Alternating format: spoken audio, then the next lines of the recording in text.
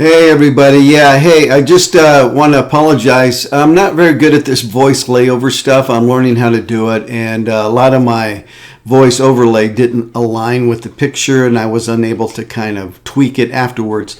So I apologize. I just wanted to bring up some anomalies that I see that are kind of odd. Well, I don't know if they're odd, but anyway, I think you can see that the chest is bent.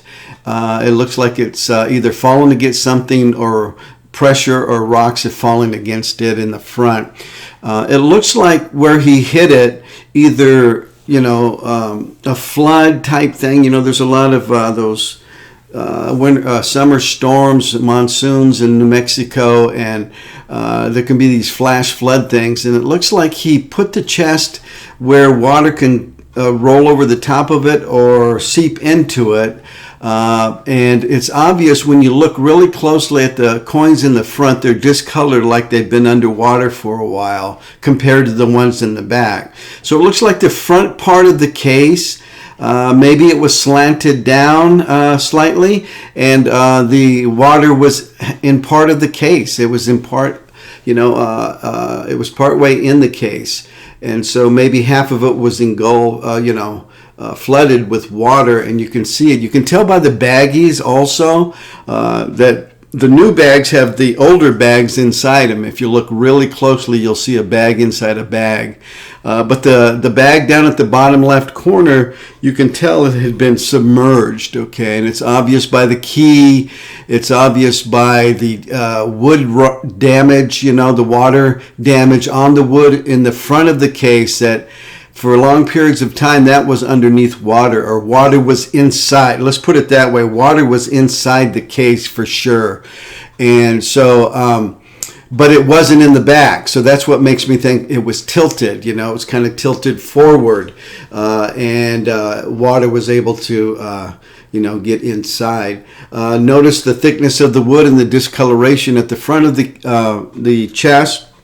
And then you look at the back, and it's almost the same color as it was when he hit it.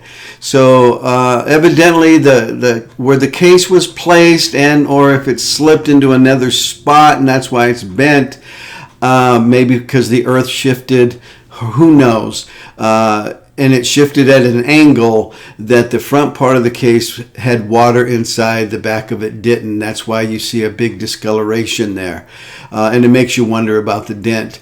I also wanted to mention about, what the disc size. Look at the disc, those mirrors. If you look at the mirrors inside of the chest that has been found, they don't take up but a little bit more than half of the width of the chest. So that would mean about 5 inches. But the size of the disc on the table that he's looking at would look like, if you were to put them over onto the disc, if you measured them, would take up the full, the circumference would take up the full area of the box. So that's kind of weird that either those discs are way down at the bottom where you can't see them, or that they're not showing the smaller discs. We don't know why. We don't see any of the jewels. There's a lot of mystery still yet. And the box looks pristine that he's looking in right now. From the top, we don't see the inside. So what do you know? Who knows what's going to happen?